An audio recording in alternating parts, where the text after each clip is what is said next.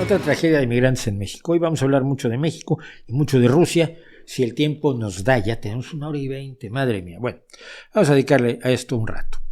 Otra tragedia de migrantes en México. El pasado lunes, concretamente, y permítanme confirmarlo, el pasado lunes, en una cárcel, centro de migración le llaman. López Obrador tuvo el infinito descaro de llamarle albergue. Yo he estado en albergues y no tienen rejas y no tienen puertas cerradas que no te permitan salir. Así no es un albergue. Un sitio que tiene rejas con puertas que están cerradas con llave y tú no tienes la llave es una cárcel. ¿Ok? Bueno, en una cárcel con miedo a ser deportados, según dicen, o por alguna causa, las personas encarceladas, los reos, los presos, legal o ilegalmente encarcelados, escenificaron una protesta para que los dejaran salir quemando colchones. Esto pasa en todos lados, en las cárceles es de lo más común como forma de protesta quemar los colchones. En el video donde se ve cómo se empiezan a quemar los colchones, se ve cómo los responsables de la seguridad, en vez de ir y abrir las puertas para que salieran las personas que podían sufrir los efectos de los colchones quemados, se van. Y todo se empieza a llenar de humo y mueren 39 personas, pues evidentemente asfixiados. Pues yo en un tuit puse calcinados y un miserable mamarracho siervo del gobierno dijo, pues murieron asfixiados, no calcinados. Y yo, pues mira, qué bueno, ya estaba yo preocupado. Ahora sí me tranquilizas mucho con esa idea. Bueno, 39 murieron, hay 30 y tantos heridos, 13 de ellos de gravedad. Y fíjense que voy a hablar poco de esto yo porque voy a dejar que hable más. Miren, que hable alguien más. Miren, el 17 de octubre de 2018, y para la gente que está viendo el podcast, porque no olviden que tenemos podcast, leo lo que decía El Economista. AMLO promete visa y trabajo para migrantes centroamericanos, con una foto del actual presidente de la República. Esto fue en octubre de 2018, es decir, 2 meses y medio antes de que tomara posesión como presidente.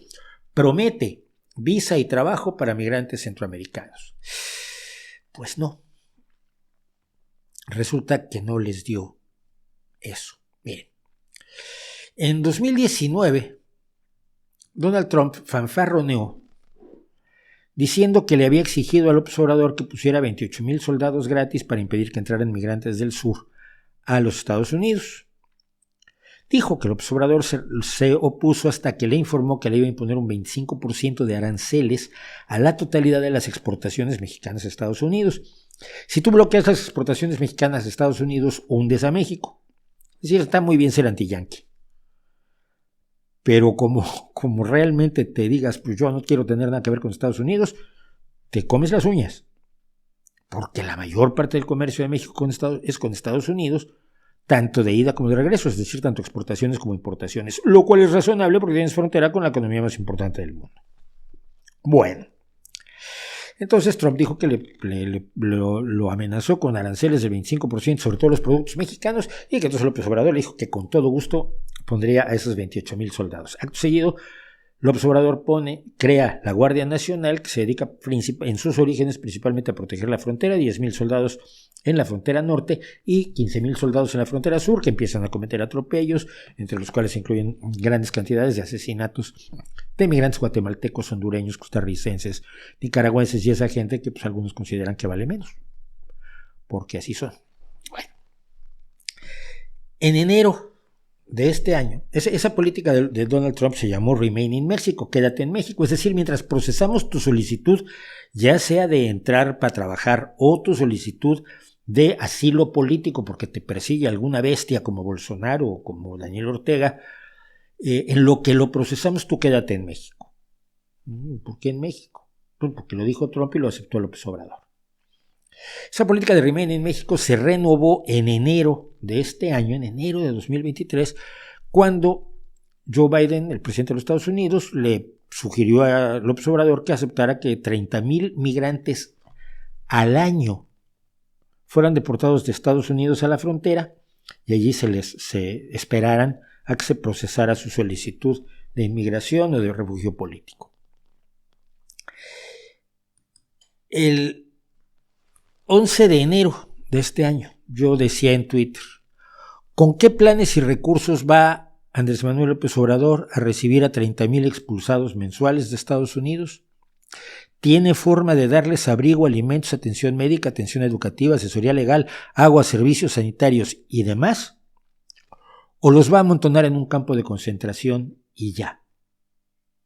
30,000 migrantes son muchos migrantes. 30,000 migrantes al mes son 360,000 personas al año. Que no es fácil atender todas sus necesidades.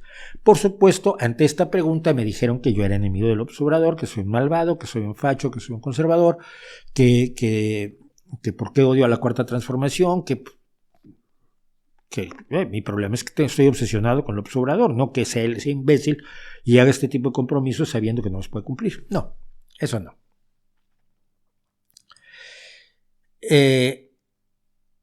Resultó que esta estación migratoria, esta cárcel, que no es una estación migratoria ni es un albergue, era vigilada no por miembros del ejército mexicano, de la policía mexicana, de la Guardia Nacional, de los oficiales de migración mexicanos, sino de una empresa de seguridad privada, de un mexicano que es cónsul, de un señor que es cónsul honorario de Nicaragua.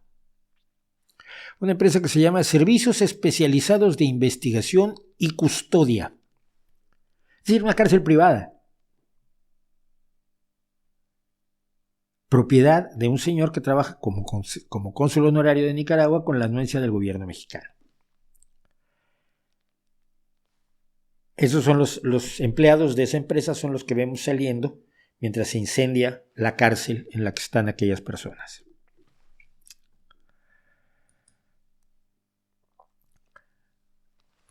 La desvergüenza del gobierno mexicano llega a niveles como el siguiente. Pedro Miguel, que es un señor que aparte tiene apellidos, pero que todo el mundo conoce como Pedro Miguel, que era un hombre que yo creía que era de izquierda, con el que trabajé, en una de cuyas publicaciones, en uno de cuyos negocios, escribí gratuitamente durante mucho tiempo, porque pensé que luchaba porque las personas que están peor estén mejor y porque los principios de la libertad, la solidaridad, la igualdad, la fraternidad se extendieran en un México que vivía una serie de gobiernos absolutamente repugnantes por parte del PRI primero y después ya en connivencia con el PAN, porque el PRI y el PAN se fusionaron para crear una misma organización, más o menos, que en cierta medida se protegió unos a otros. Es decir, los presidentes panistas nunca procesaron a los presidentes priistas y cuando regresó un presidente priista como Peña Nieto, tampoco procesó a los presidentes panistas anteriores ni a los gobernantes panistas, y ahora llega López Obrador y tampoco procesó a nadie, porque hay un pacto de que no me tocas, no te toco y somos los mismos. Y dijo Pedro Miguel, duelen mucho estos 40 fallecidos, duelen sus muertes, muy poético, duele su sufrimiento en vida y duele también porque en la historia de México ningún gobierno ha hecho tanto como el actual por los migrantes de todos los países. La desvergüenza es tan monumental, este señor me tiene bloqueado a mí hace mucho tiempo, porque yo he contado los problemas que tuvimos cuando tratamos de impedir que se nombrara Elena Álvarez Bulla al frente del CONACYT, que ha sido un desastre sin límites. Pero le digo yo, sabiendo que él me tiene bloqueado. Sí, Pedro, amnésico de principios. Nadie ha hecho tanto. Nadie los había perseguido así porque se les perseguía. Sufrían muchísimo los migrantes que solo usaban México como ruta, viniendo sobre todo desde El Salvador y Honduras, también desde Guatemala, pero sobre todo desde El Salvador y Honduras, cruzando México para llegar a Estados Unidos, porque ellos no querían venir a México. Tenían que cruzarlo y estaban aquellas mujeres solidarias famosas que en los trenes de carga en los que estos se amontonaban para ir hacia la frontera norte con el paraíso soñado, les lanzaban comida, estas doñas maravillosas mexicanas solidarias.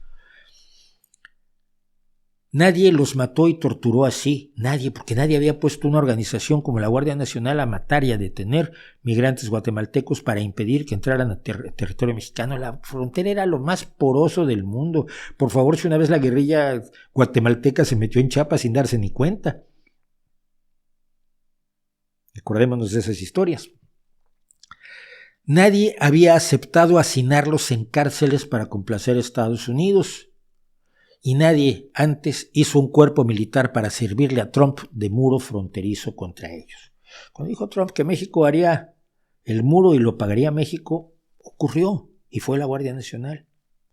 Me dicen que se lo hicieron llegar a Pedro Miguel. Yo no creo que tenga ni siquiera la desvergüenza de responderme, porque es un señor que cobra en el gobierno, que es base de la organización ideológica de Morena, que no es un partido, es un movimiento social de una sola persona, que es, por supuesto, Andrés Manuel López Obrador. Dicho lo cual, yo no quiero hablar, y por lo tanto, como yo no quiero hablar más porque ya hablé lo suficiente, sobre todo porque no quiero decir muchas groserías en mi streaming, voy a dejar que hable otra persona. Este señor es Emilio Álvarez y Casa, es un senador independiente en México. Ha sido secretario ejecutivo de la Comisión Interamericana de Derechos Humanos, presidente de la Comisión de Derechos Humanos del Distrito Federal, consejero del Instituto Electoral del Distrito Federal y hombre que durante toda su vida ha luchado en favor de los derechos humanos de todo el mundo. No es un político al uso, no es un político mexicano corrupto de los que estamos tan acostumbrados a tener en el PAN, en el PRI y en Morena. Y esto es lo que él tuvo que decir en tribuna del Congreso el día de ayer. Es la consecuencia de la negligencia, la desatención y la simulación. El incendio, dice Amnistía Internacional, es consecuencia de políticas inhumanas que sistemática y estructuralmente violan derechos humanos. Aquí, en esta misma tribuna, se les ha informado y advertido de la cita que hice, la visita que hice en Tijuana, de cómo estaban los migrantes. Se les advirtió y se les informó de cómo estaban en Tapachula en los centros de migración. Se les informó y se les avisó de lo que estaba pasando con los venezolanos, los haitianos, los nicaragüenses en esta tribuna. Sistemáticamente se ha dejado pasar. Se violan los derechos, se separan a las familias, se maltratan a los migrantes, se les persigue, se les tortura. ¡Eso es un crimen de Estado, carajo!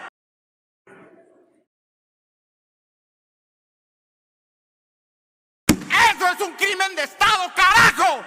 ¡Eso es un crimen de Estado, carajo! ¡Eso es un crimen de Estado, carajo!